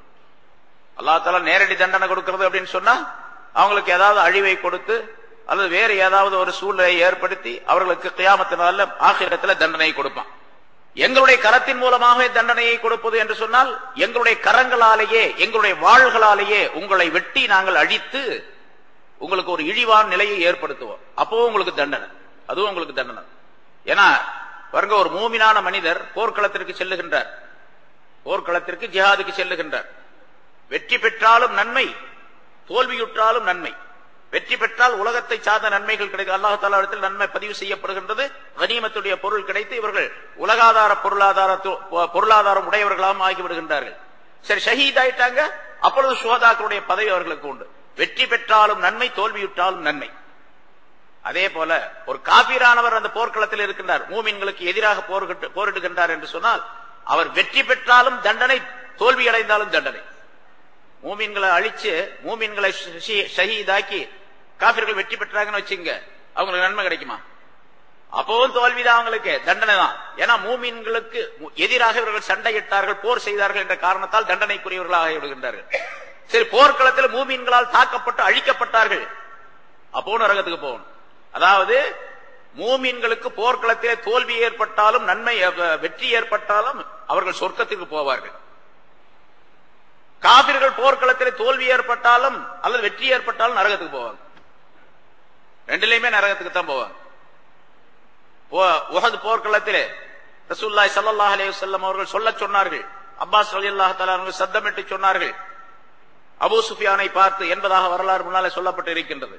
அதாவது எங்களிலே இறந்து விட்டவர்கள் சொர்க்கத்திற்கு செல்லுகின்றார்கள், உங்களிலே இறந்து விட்டவர்கள் நரகத்திற்கு செல்லுகின்றார்கள் என்பதாக சொல்ல சொன்னார்கள் ரசூலுல்லாஹி ஸல்லல்லாஹு அலைஹி வஸல்லம் அவர்கள். காபிர்களுக்கு எந்த நிலையில் இருந்தாலும் சரி தண்டனை உண்டு. அந்த தண்டனை ரெண்டு விதத்திலே அல்லாஹ் தஆலா இங்கே சொல்லி காட்டுகின்றான். அல்லாஹ் தன் புறத்தில் இருந்து அந்த தண்டனை உங்களுக்கு கொடுப்பான் என்பதை நாங்கள் எதிர்பார்த்துக் கொண்டிருக்கின்றோம். அல்லது எங்களுடைய கைகளாலேயே உங்களுக்கு அந்த தண்டனை அல்லாஹ் தஆலா வழங்குவான் என்பதையும் எதிர்பார்த்துக் கொண்டிருக்கிறோம். நீங்களும் எதிர்பார்த்துக் கொண்டிருங்கள். எங்களுக்கு என்ன கிடைக்கிறது நீங்களும் எதிர்பார்த்து பத்தரப்பசு, நீங்களும் எதிர்பாருங்கள். இன்னா மாழ்க்கும், இத முதல்ல சொல்லிட்டான் அல்லாஹ் தஆலா. அதை திரும்பி அதனுடைய கருத்து சுருக்கத்தை அல்லாஹ் தஆலா சொல்லி காட்டுகின்றான். பத்தரப்பசு இன்னா மாழ்க்கும் முத்தரப்பிசூன், நீங்கள் எதிர்பாருங்கள், உங்களோடு சேர்ந்து நாங்களும் எதிர்பார்த்துக் கொண்டு இருக்கின்றோம். அப்படின்னா நீங்கள் எதிர்பாருங்கள் உங்களுக்கு தண்டனை வரும் என்பதை, உங்களோடு சேர்ந்து நாங்களும் எதிர்பார்த்துக் கொண்டிருக்கின்றோம் எங்களுக்கு அல்லாஹ் தஆலாவுடைய வாக்குறுதி கிடைக்கும் என்பதை. எதிர்பாருங்கள் எதிர்பாருங்கள் ரெண்டையும் அல்லாஹ் தஆலா சொல்றான். அங்கே எதிர்பாருங்கள், அவர்களை பார்த்து எதிர்பாருங்கள் சொன்னா தண்டனையை எதிர்பாருங்கள். நாங்க எதிர்பார்த்துக் கொண்டிருக்கிறோம், எங்களுக்கு நன்மையை எதிர்பார்த்துக் கொண்டிருக்கின்றோம் என்று கருத்து. பத்தரப்பசு, எதிர்பாருங்கள். இன்னா மாழ்க்கும் மினல் முத்தரப்பிசீன், இன்னா மாழ்க்கும் முத்தரப்பிசூன், நிச்சயமாக நாங்களும் உங்களோடு சேர்ந்து எங்களுக்குரியதை எதிர்பார்த்துக் கொண்டிருக்கின்றோம். எங்களுக்கு அல்லாஹ் தஆலாவின் புறத்திலிருந்து என்ன கிடைக்கும் என்பதை எதிர்பார்த்துக் கொண்டிருக்கின்றோம் என்பதாக அல்லாஹ் குறிப்பிடுகின்றான். ஆக அந்த முனாஃபிகீன்களுக்கு கடும் எச்சரிக்கையாக இந்த ஆயத்துக்களை அல்லாஹ் தஆலா குறிப்பிடுகின்றான். நீங்க நினைக்கிற மாதிரி நன்மைகள் ஏற்பட்டா நீங்க சந்தோஷப்படுறீங்க, கவலைப்படுறீங்க, தீமைகள் எங்களுக்கு ஏற்பட்டா சந்தோஷப்படுறீங்க பாருங்க, அது உங்களுடைய எண்ணங்களே தவிர எங்களுக்கு அசல் நிலை அப்படி கிடையாது. எங்களுடைய நிலைமை முழுவதுமே அல்லாஹ் தஆலாவிடத்தில் நன்மைகளுக்குரியதுதான் என்பதை ரசூலுல்லாஹி அல்லாஹ் தஆலா சொல்லி காட்டுகிறான். ஸல்லல்லாஹு அலைஹி வஸல்லம் அவர்களை சொல்லுகின்றான். முன்னால் உள்ள ஆயத்துக்களை விளக்கம் சொல்லப்பட்டது. ரசூலுல்லாஹி ஸல்லல்லாஹு அலைஹி வஸல்லம் அவர்கள் தபூக் போருக்காக வேண்டி புறப்பட சொன்ன பொழுது முனாஃபிகீன்கள் பலர் அனுமதி கேட்டார்கள். எங்களுக்கு வர முடியாது, இன்னென்ன காரணம் இருக்குது, அதனால நாங்க வர முடியாது என்பதாக சிலர் அனுமதி கேட்டார்கள். ரசூலுல்லாஹி ஸல்லல்லாஹு அலைஹி வஸல்லம் பலருக்கும் அனுமதி கொடுத்தார்கள். ஒரு ஜமாத், ஒரு பெரிய ஜமாத், கிட்டத்தட்ட 85 பேர், அவர்களுக்கு ரசூலுல்லாஹி ஸல்லல்லாஹு அலைஹி வஸல்லம் அனுமதி கொடுத்து விட்டார்கள். அல்லாஹ் தஆலா அதை கண்டித்தான் என்ற விஷயமும் முன்னால் உள்ள ஆயத்துகளில் சொல்லப்பட்டது. லிமா அதின்தலஹும், அவர்களுக்கு அஃபல்லாஹு அன்க லிமா அதின்தலஹும் என்ற ஆயத்தின் மூலமாக அந்த விளக்கத்தை முன்னால் சொன்னோம். அதே போன்று ஒரு மனிதர், முனாஃபிகீன்களில் ஒருவர் ஜத் இப்னு கைஸ் என்பவர், அவர் கேட்டார் ரசூலுல்லாஹி ஸல்லல்லாஹு அலைஹி வஸல்லம் அவர்களிடத்தில். அவர் முனாஃபிகை சார்ந்தவர் தான். நானும் போருக்கு வராம ஊர்லயே இருந்துக்கிறேன், எனக்கு சில வேலைகள் இருக்குது, ஆகவே எனக்கு நீங்க அனுமதி கொடுத்துருங்க. ஆனா என்கிட்ட பொருளாதார வசதி இருக்குது, வேணும்னா காசு கொடுத்து நான் உதவி செய்யறேன், உங்களுக்கு பொருளாதார உதவி செய்யறேன், காசு கொடுக்கறேன், பணங்காசுகளை கொடுக்கறேன் போருக்காக வேண்டி. நான் வர முடியாது, எனக்கு அனுமதி கொடுத்துருங்க ஊர்ல தங்கிக் கொள்வதற்கு அப்படின்னு சொல்லி அந்த ஜத் என்பவர் கேட்டார். ரசூலுல்லாஹி ஸல்லல்லாஹு அலைஹி வஸல்லம் அனுமதி கொடுத்துட்டாங்க. பலருக்கு அனுமதி கொடுத்தாங்க, அது போல இவருக்கு அனுமதி கொடுத்துட்டாங்க. அவர் தன்னுடைய பொருளை போருக்காக வேண்டி கொடுத்து அதிலிருந்து நன்மையை பெற்றுக் கொள்ளலாம் என்பதாக நினைத்தார். அவர் பொருள் கொடுத்து, பொருளை தர்மமாக கொடுத்து, அது போருக்காக ஜிஹாதுக்காக வேண்டி பொருள் கொடுத்து அல்லாஹ்வுடைய பாதையில செல்வதற்காக எவ்வளவு பெரிய நன்மை அப்படி நினைச்சார் அவரு. அல்லாஹ் தஆலா அதற்கு பதில் சொல்லுகின்றான்.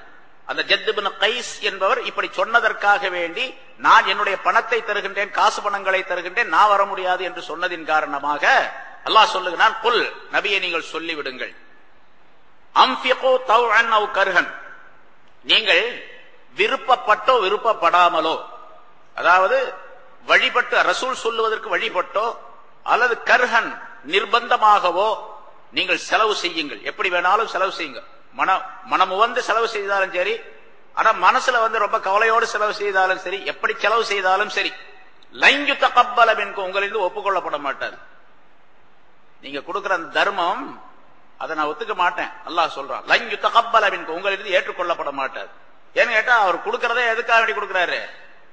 நிஃபாக் நிறைந்தவராக இருக்கின்றார், அதாவது முனாஃபிக் தன்மை உடையவராக அவர் இருக்கின்றார்.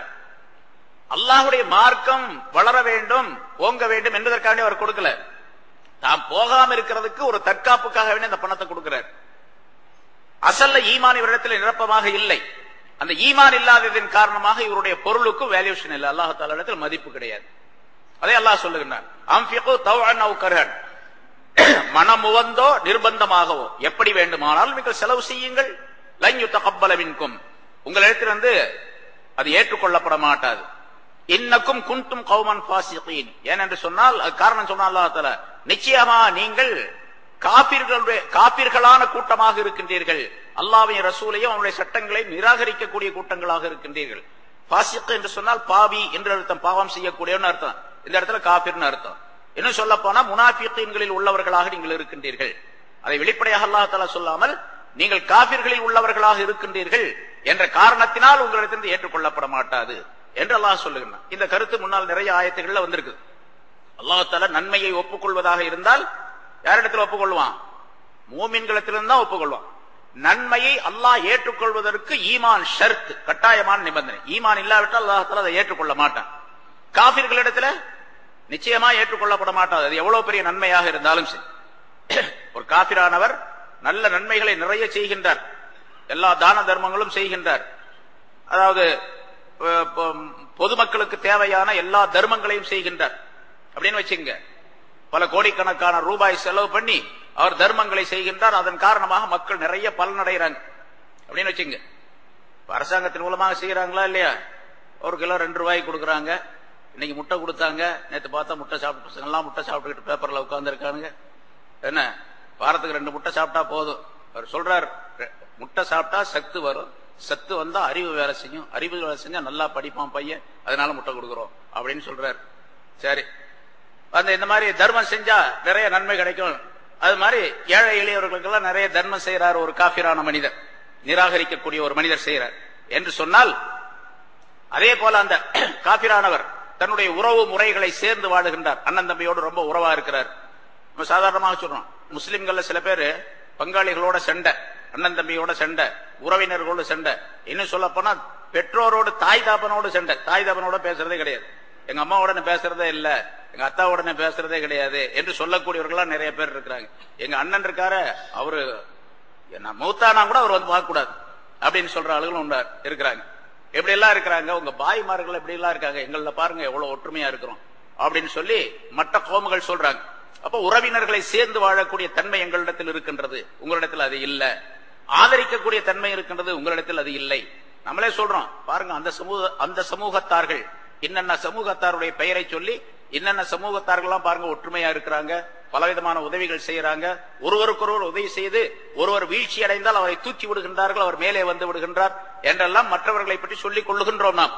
ஆனால் அவர்கள் என்ன நன்மைகளை செய்தாலும் சரி, உறவினர்களோடு சேர்ந்து வாழக்கூடிய தன்மை உடையவராக இருந்தாலும் சரி, பெற்றோருக்கு வழிபட்டு நடக்கக்கூடியவர்களாக இருந்தாலும் சரி, அந்த நன்மைகள் எல்லாம் அல்லாஹ் தஆலா இடத்தில் ஏற்றுக்கொள்ளப்பட மாட்டார்.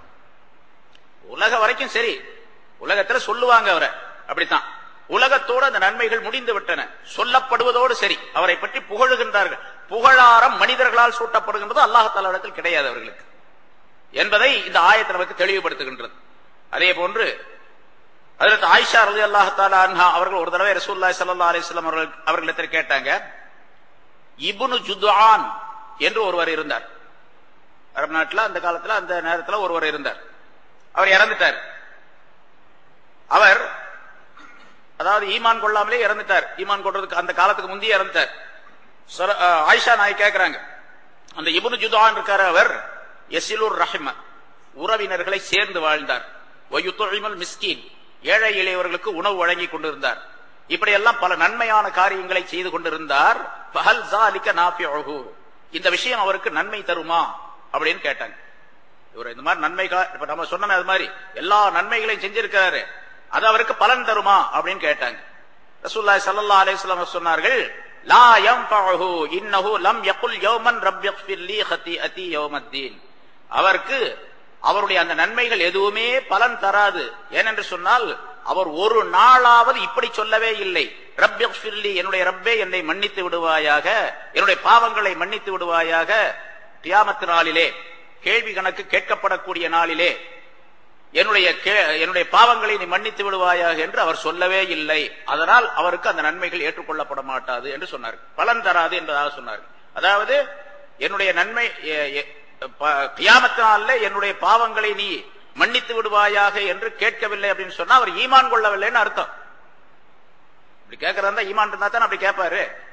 ஈமான் உள்ளவர்கள் மட்டும்தானே ரப்பிக்ஃபிர் லீ அப்படின்னு கேட்பாங்க, என்னை மன்னித்து விடு அப்படின்னு கேட்கறாங்க. அதனால ஈமான் கொள்ளவில்லை என்பது அதனுடைய அசல் அர்த்தம். ஈமான் கொண்டு அவர் இப்படி கேட்டிருந்தால், யா அல்லாஹ் என்னை நீ மன்னித்து விடு என்று அவர் கேட்டிருந்தால், ஈமான் கொண்டு இருந்தால் அவருடைய நன்மைகள் எல்லாம் அவருக்கு பலன் தரும். அப்படி அவர் கேட்கவில்லை, அவர் ஈமானும் கொள்ளவில்லை, ஆகவே அவருக்கு பலன் தராது என்று ரசூலுல்லாஹி ஸல்லல்லாஹு அலைஹி வஸல்லம் அவர்கள் சொன்னார். ஆக அல்லாஹ் ஒரு மூமினான மனிதர் செய்யக்கூடிய நன்மைகள் உலகத்திலும் பலன் தரும், ஆகிரத்திலும் பலன் தரும். உலகத்திலே கிடைக்காவிட்டாலும் கூட ஆகிரத்தில் கண்டிப்பாக கிடைக்கும். ஒரு தர்மம் செய்யறோம்னு வச்சுங்க, மூமினான ஒரு மனிதர் ஒரு தர்மத்தை செய்கின்றார். அந்த தர்மத்திற்கு பிரதிபலன் உலகத்திலும் கிடைக்கணும்னு கட்டாயம் கிடையாது. அல்லாஹ் தஆலா சொல்றான் 1க்கு 10 கிடைக்கும் அப்படின்னு சொல்றான். ஒரு நன்மையை செஞ்சா அது போல 10 உண்டு என்று அல்லாஹ் தஆலா சொல்லுகின்றான். 10 உண்டு அப்படின்னு சொன்னா உலகத்திலையும் 10 கிடைக்கலாம். ஆனா கிடைக்கும் அப்படிங்கிறது கட்டாயம் கிடையாது. ஒரு சம்பவம் சொல்லப்படும். ஒருத்தர் ஒரு ரொட்டி வச்சிருந்தாரு, அது சாப்பிடறதுக்காக வச்சிருந்தாரு. ஒரு மிஸ்கின் வந்து இவர் சாப்பிட போற நேரத்தில் ஒரு மிஸ்கின் வந்து பசிக்குது அப்படின்னு கேட்டாரு. அவருக்கு அந்த ஒரு ரொட்டியை கொடுத்துட்டாரு.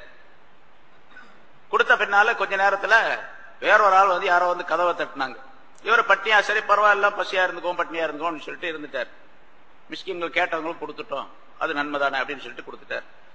கொஞ்ச நேரத்துல கதவு தட்டப்பட்டது. கதவை தட்ட உடனே திறந்தாங்க. திறந்து பார்த்தாரு. திறந்து பார்த்தா இன்னாரும் உங்களுக்கு இதை கொடுத்துட்டு வர சொன்னாரு அப்படின்னு சொல்லிட்டு ஒரு தட்டு வச்சிருந்தார்.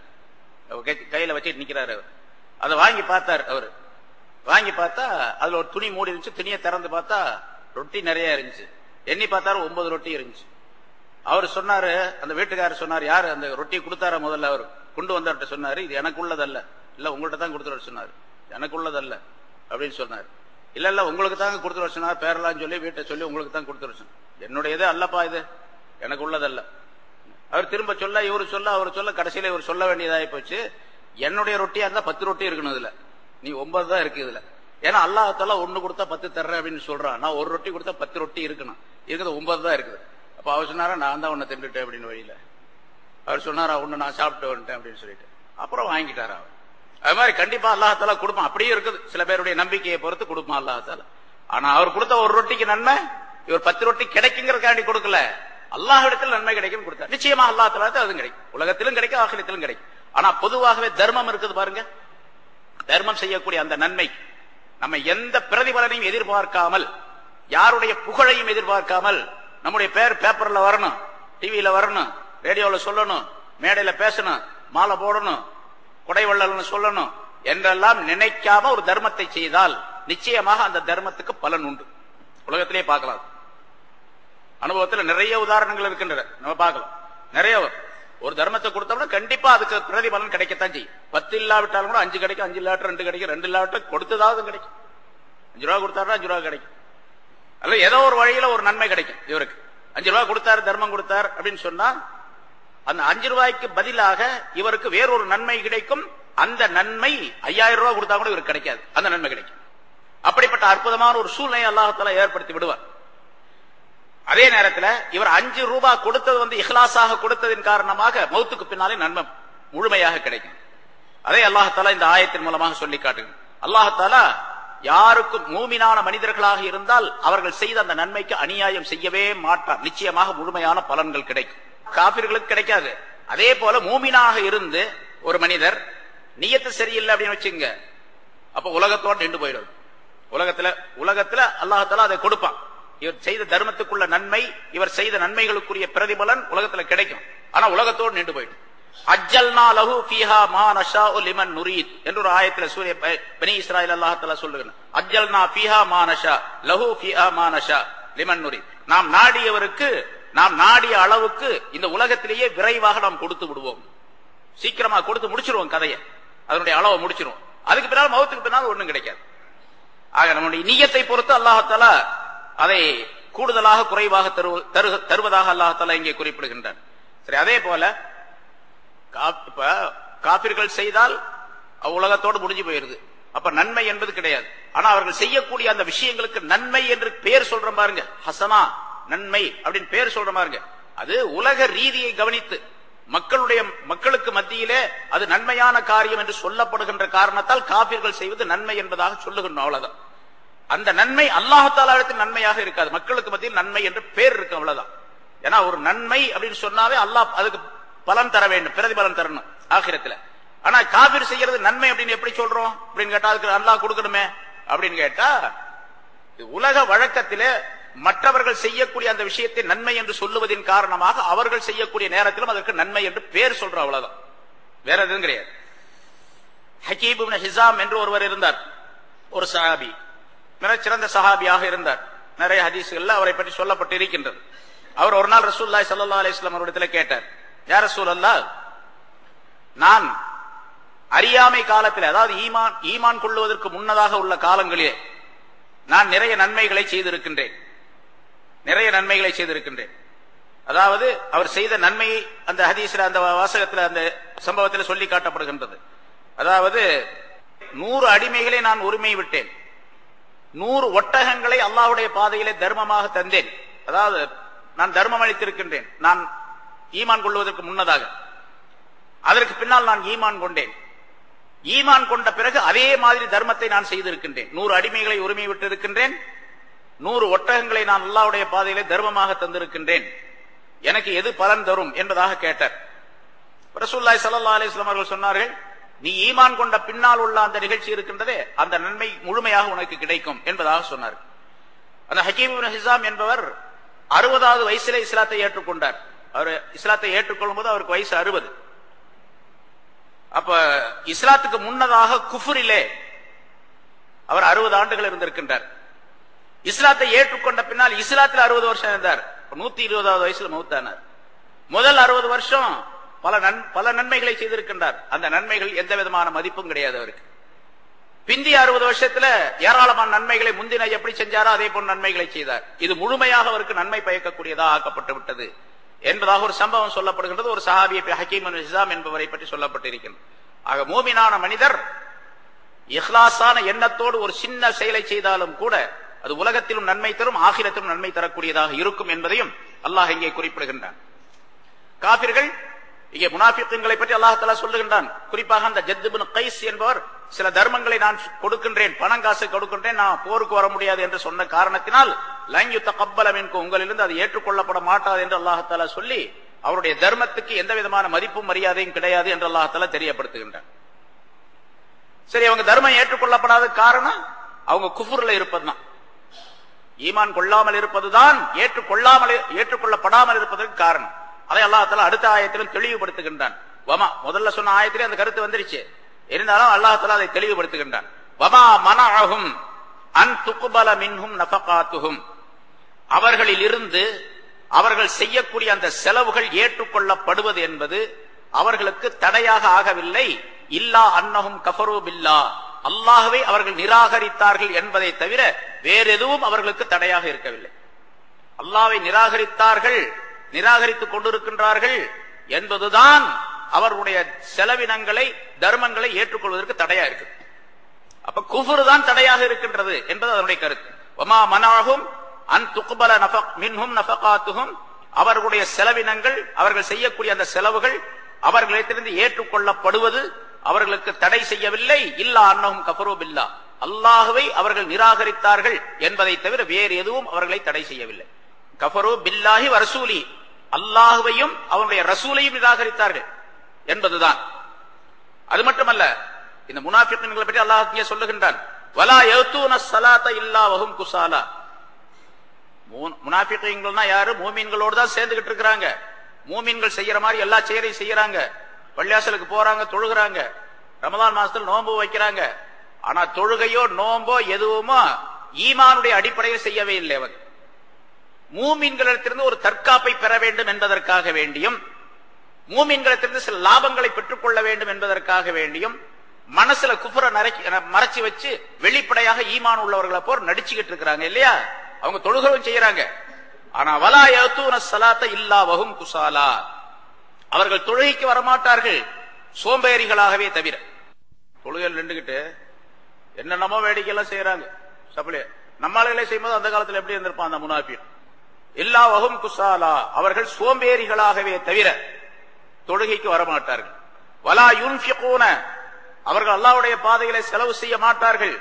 இல்லா வஹும் காரிஹூன், அவர்கள் வெறுப்புள்ளவர்களாகவே தவிர. மனசுல வெறுப்பு, கொடுப்பாங்க, நிர்பந்தமாக கொடுக்கணும், காசு கேட்பாங்க, கொடுப்பாங்க, ஆனா ரொம்ப வெறுப்பா இருக்கு.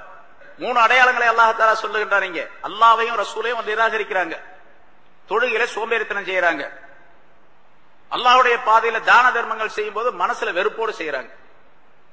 அப்ப இந்த 3 தன்மைகள், அதாவது குஃப்ர்ல மூமினாக இருக்கக்கூடிய நம்மை போன்றவர்கள் மூமினா இருக்கிறோம், இஸ்லாத்துல இருக்கிறோம், ஈமான்ல இருக்கிறோம். ஆனா நம்ம இடத்துல குஃப்ர் அல்லாஹ்வை ரசூலை நிராகரிக்கிறது கிடையாது. நம்ம இடத்துல அசல் இல்ல, ஈமான் இருக்குது. ஆனா ஈமான் இருக்கக்கூடியவர்கள் அடுத்த 2 செயலையும் செய்யக்கூடாது என்பதையும் அல்லாஹ் தஆலா தெரியப்படுத்துகின்றான்.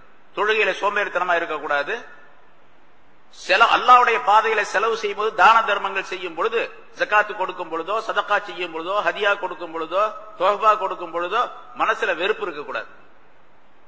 ஒருத்தர் வந்து ஒரு ஏழையான ஒருத்தர் கேட்கிறார், அல்லது ஏதாவது ஒரு தேவைப்பட்டவர் ஒருத்தர் வந்து கேட்கிறார்.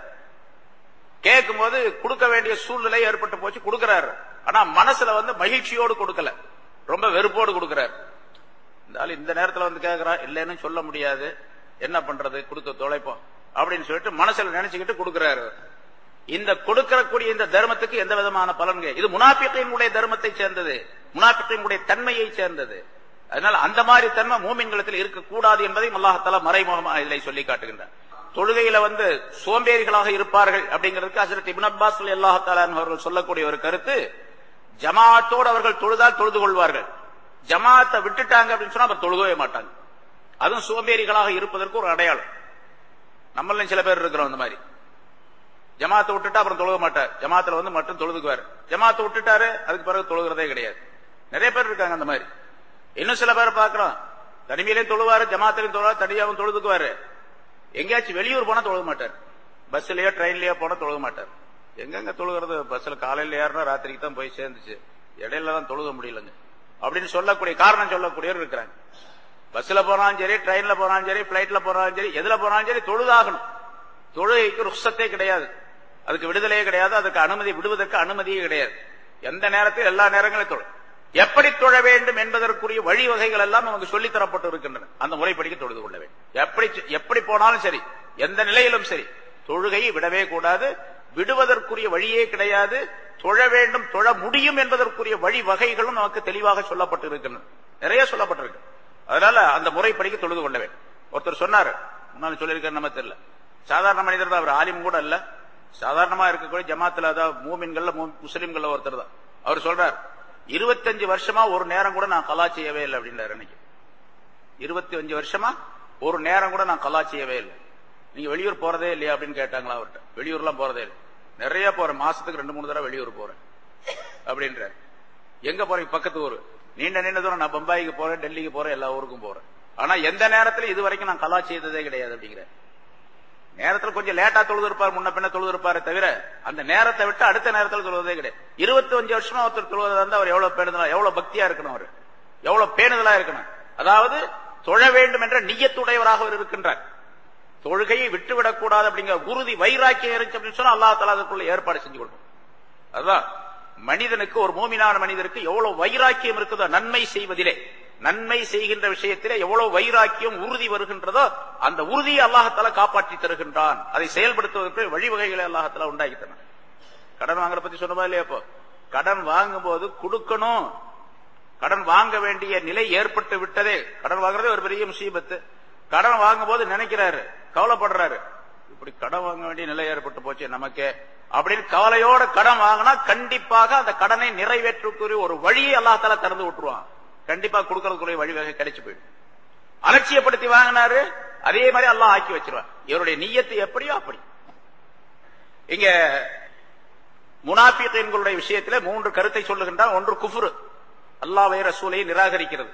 அது மூமின்களிடத்தில் இல்லை என்று வைத்துக் கொண்டாலும் கூட பின்னால் சொல்லப்பட்ட 2 விஷயம், தொழுகையிலே அசட்டையாக, சோம்பேறித்தனமாக, அலட்சியமாக இருப்பது, அது முனாஃபிக்குடைய, நிஃபாக்குடைய அடையாளத்தை சேர்ந்தது. அதே மாதிரி தான தர்மங்கள் செய்யும் பொழுது அல்லாஹுக்காக வேண்டி என்று இல்லாமல் மனசில வெறுப்போடு செய்யக்கூடிய தான தர்மங்களும் முனாஃபிகீன்களுடைய அடையாளத்தை சேர்ந்தது. அந்த 2 மூமினான மனிதர்களிடத்தில் இருக்கக்கூடாது என்ற எச்சரிக்கையும் இந்த ஆயத்திற்குள்ளே பொதிந்திருக்கின்றது. அதே மாதிரி மூமின்கள், முனாஃபிகீன்கள் அல்லது காபிர்கள் நிறைய வசதி உடையவர்களாக இருக்கின்றார்கள். நம்ம பார்க்கிறோம், பல பேரை பார்க்கிறோம். ஏன்னா நம்ம அல்லாஹ் ஈமான் கொண்டிருக்கிறோம், அப்புறம் ரசூலை ஈமான் கொண்டிருக்கிறோம், நேர்மையாக நடக்கிறோம், பொய் பேசுறது இல்ல, திருடுறது இல்ல, ஹலாலாக ஹராமா செய்யறது இல்ல, ஹராமாக பொருள் சம்பாதிக்கிறது இல்ல. அப்படி இருந்து நமக்கு காசு பணம்லாம் வரவே மாட்டேங்குது. எல்லாம் செய்யறான், பொய் பேசுறான், திருடுறான், ஏமாத்துறான், எல்லாம் செய்யறான், அவன் பெரிய பணக்காரனா இருக்கிறான். நம்ம பாக்குறோமே. அப்படின்னு ஒருத்தர் நினைக்கிறாரு அப்படின்னு வச்சுக்கிட்டா அதை பார்த்து நீங்க ஏமாந்துடக்கூடாது அப்படின்னு அல்லாஹ் தஆலா சொல்றார். பலா துஜிபுக அம்வாலுஹும் வலா அவுலாதுஹும், அவர்களுடைய பொருள்களோ அவர்களுடைய மக்களோ உங்களை ஏமாற்றி விட வேண்டாம், உங்களை ஆச்சரியப்படுத்தி விட வேண்டாம் என்று சொன்னால் நீங்க பார்த்து அதை ஆச்சரியப்பட்டு ஏமாந்து போயிடாதீங்க. அந்த மாதிரி அவர் மாதிரி நம்ம இருந்தா நமக்கும் காசு கிடைக்கும் போல தெரியுது அப்படின்னு அங்க போயிடாதீங்க. பலா துஜிபுக, உம்மை ஆச்சரியப்படுத்தி விட வேண்டாம். இங்க ரசூலுல்லாஹி ஸல்லல்லாஹு அலைஹி வஸல்லம் அவர்களுக்கு சொல்லுவது எல்லா மக்களுக்கும் சொல்லுவது, மூமின்கள் அனைவருக்கும் சொல்லுவது. ஸல்லல்லாஹு அலைஹி வஸல்லம் அவர்களை பார்த்து அல்லாஹ் பலா துஜிபுக, உம்மை ஆச்சரியப்படுத்தி விட வேண்டாம் என்று அல்லாஹ் சொல்லுகின்றான். அப்படின்னா ரசூலுல்லாஹ்வுக்கு மட்டும் சொல்றதல்ல, ரசூலுல்லாஹ் அதை பார்த்து வியாபார மாட்டாங்க, ரசூலுல்லாஹ் ஆச்சரியப்படவும் கிடையாது, ரசூலுல்லாஹ் பொருளை விரும்பவும் கிடையாது. ஆனா இங்க சொல்லப்படுவது ரசூலுல்லாஹி ஸல்லல்லாஹு அலைஹி வஸல்லம் அவர்களை சொல்லுவதின் மூலமாக உம்மத்தினர்களை பார்த்து சொல்லுவது, உங்களை ஆச்சரியப்படுத்தி விட வேண்டாம்.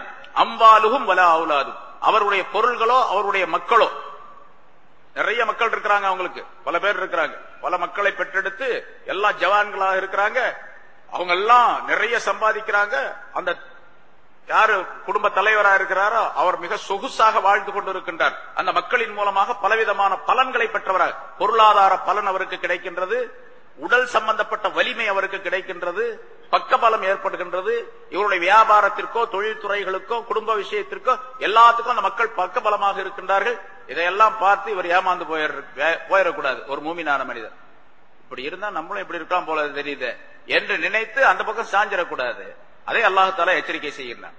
பலா துஜிபுக அம்வாலுஹும் வலா அவுலாதுஹும், அவருடைய பொருளாதாரங்களோ அவருடைய மக்களோ உங்களை ஆச்சரியத்தில் ஆக்கிவிட வேண்டாம்.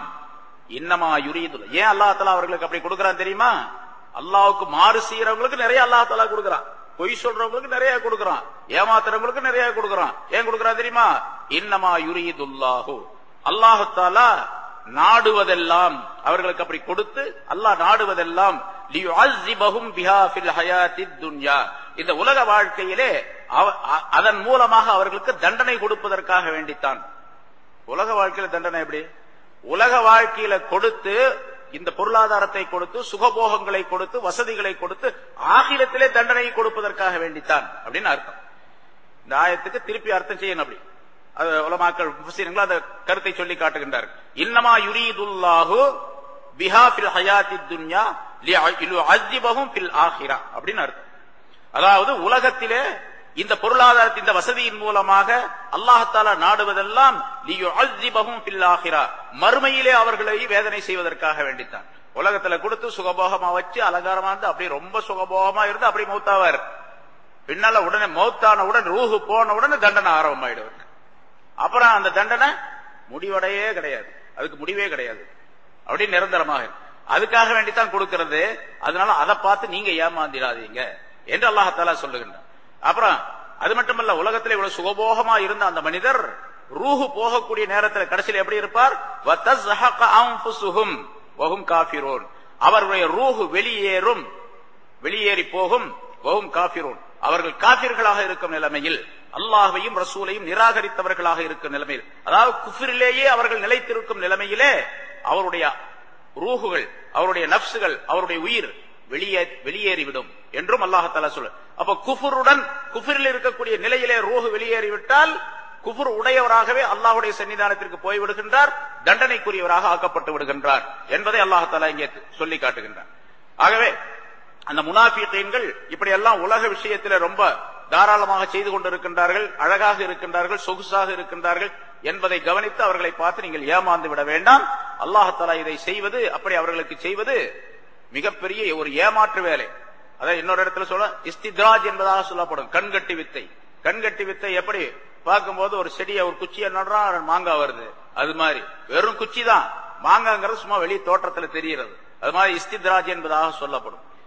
இது போல அடுத்தவர் சூரத்து ஸுஹ்ருஃப் என்ற அத்தியாயத்தில் அல்லாஹ் தஆலா சொல்லும் பொழுது, மூமின்கள் அதாவது காபிர்கள் இப்படி பொருளாதாரத்தில் இப்படி இருக்கிறார்கள், ரொம்ப வசதியா இருக்கிறார்கள், அல்லாஹை வெறுக்கக்கூடியவர்கள், அல்லாஹ் நிராகரிக்கக்கூடியவர்கள் என்பது வெளிப்படையாக பார்த்து மனிதர்கள் ஏமாந்து விடக்கூடாது என்று அல்லாஹ் தஆலா சொல்லுகின்றான். ஆனால் மூமின்கள் அந்த காபிர்களை பார்த்து தங்களுடைய ஈமானை விட்டுவிட்டு அந்த குஃப்ரின் பக்கம் போய்விடுவார்கள் என்ற நிலை இல்லாமல் இருந்தால், மூமின்கள் தங்களுடைய ஈமான்ல ரொம்ப ஸ்டெடியாக உறுதியாக இருப்பார்கள் என்ற நிலை இருந்தால், நான் என்ன செஞ்சிருப்பேன்னு கேட்டா, அல்லாஹ் சொல்லுகின்றான், நான் என்ன செஞ்சிருப்பேன்னு கேட்டா, அந்த காபிர்களுக்கு மிகுந்த செல்வத்தை, அதிகமான செல்வத்தை கொடுத்து அவர்களை பெரும் பெரும் பங்களாக்கள், பெரும் பெரும் மாளிகைகளை கட்டச் சொல்லி, அந்த மாளிகைகளுக்கு தங்கத்தினாலும் வெள்ளியினாலும் கூரைகளை அமைத்து தந்திருப்போம். மேல் கூரைகள், சீலிங் இருக்க மேல காங்கிரீட் போடுறோமே, இது பூரா தங்க வெள்ளியினால வச்சிருப்போம். அவர்களுக்கு நம்ம கொடுத்திருப்போம். ஆனால் நம்ம அந்த மாதிரி கொடுக்கல. பொதுவாக கொஞ்சம் செல்வத்தை தான் கொடுத்திருக்கிறோம் சில பேருக்கு. ஏன்னா பெரும் பணக்காரன், உலகத்திலே பெரிய பணக்காரங்களும் எத்தனை பேர் இருக்கான்? விரல் விட்டு எண்ணக்கூடிய ஒரு சிலர் தான் இல்லையா? பெரிய பேருக்கு அப்ப ஓரளவு பணக்காரர்கள் வசதிகளாக இருக்கின்றார்கள் நம்ம பார்க்கிறோம். அந்த காலத்துல இருந்தது போல பிராவனை போல, ஹாமான போல, ஷத்தாத போல அந்த மாதிரி ஒரு பணக்காரலாம் இப்ப கிடையாது. ஹாரூன் எவ்வளவு பெரிய பணக்காரன் என்று அல்லாஹ் தஆலா குர்ஆன்ல சொல்லி காட்டுகின்றான். பிராவன் எவ்வளவு பெரிய செல்வந்தனாக இருந்தான், நம்ரூத் எவ்வளவு பெரிய செல்வந்தனாக இருந்தான். அந்த மாதிரி செல்வம் உடையவர்கள் யாரும் இப்ப கிடையாது. உலகத்திலே எத்தனையோ பேர் பணக்காரர்கள் என்று வரிசைப்படுத்தி சொல்லுகின்றார்கள். உலகத்திலேயே முதல் பணக்காரர் அப்படின்னு சொல்லிட்டு ஒருத்தர் சொல்றாங்க, பில்கேட் அப்படிங்கிறால. ரெண்டாவது அம்பானி, இந்த குரூப் சொல்றாங்க. இப்படி எல்லாம் நிறைய பணங்காசுகள் வச்சிருக்காங்கன்னு சொல்ல. அந்த பணங்காசுகள்லாம் இப்ப இருக்கக்கூடிய இந்த பணங்காசுகள்லாம் அவர்கள் வச்சிருந்த காசுல தூசி மாதிரி. ஹாரூன் வச்சிருந்தது, ஹாமான் வச்சிருந்தது, பிராவுன் வச்சிருந்தது, நம்ரூத் வச்சிருந்தது, ஷத்தாத் சொர்க்கத்தையே கட்டணான், சொர்க்கம் கட்டணான். ஷத்தாத் என்பவன் ஆதுடைய மகன் ஷத்தாத் சொர்க்கத்தை கட்டினான். சொர்க்கத்தை பத்தி அந்த காலத்துல நபிமார்கள் எல்லாம் வர்ணனை செய்தார்கள், சொர்க்கம் எப்படி இருக்கும் அப்படின்னு சொல்லிட்டு. அந்த வர்ணையை கேட்டு அதே போன்று சொர்க்கம் கட்ட வேண்டும் என்று அவர் நாடி சொர்க்கத்தை கட்டினார். ஒரு பெரிய ஒரு இடத்துல பெரும் மாளிகையை கட்டினான். அதனுடைய சுற்றளவே பல ஆயிரக்கணக்கான ஏக்கர் உள்ளது ஒரு மாளிகை. அதுல தான் வசிக்க வேண்டும் என்பதற்காக அவனுக்கு மந்திரிகளாக 1000 பேரை நிர்ணயம் செய்தான். பின்னால் உள்ள ஆயத்துக்கள் அந்த சம்பவம் வரும். 1000 பேரை நிர்ணயம் செய்தான். அந்த 1000 மந்திரிகளுக்கு, 1000 அமைச்சர்களுக்கு 1000 மாளிகைகளை கட்டினான். இவன் இருக்கக்கூடிய அந்த பல ஆயிரக்கணக்கான ஏக்கர் சுற்றளவு உள்ள அந்த மாளிகைக்கு சுற்றிலும் 1000 மாளிகைகளை கட்டினான். எப்படி இருக்கும் அந்த மாளிகை எல்லாம் சேர்த்த? சொர்க்கத்தில் என்னென்ன இருக்கும் என்று வர்ணிக்கப்பட்டோ அதெல்லாம் அங்க கொண்டு வந்து போட்டோம். உலகத்தில் இருக்கக்கூடிய எல்லா இடங்களிலிருந்து முத்து, வைரம், நவரத்தினம், எல்லா வைரம் வைடூரியம் எல்லாத்தையும் கொண்டு வந்து போட்டு தரபூரா வைரம் வைடூரியங்களாக ஆக்கலாம். சொர்க்கத்தில் அப்படி இருக்கும் என்று வர்ணிக்கப்படுகின்றது. வைர வைடூரியங்கள் எங்க பார்த்தாலும் இருக்கும். குங்குமப்பூவாக இருக்கும், கஸ்தூரி மனம் வீசும். அதே போன்று 4 ஆறுகள், தேனாறு, பாலாறு, நீராறு, மதுவாறு என்று அதெல்லாம் ஆறுகள்லாம் ஓட செஞ்சான், எல்லாம் செஞ்சான்.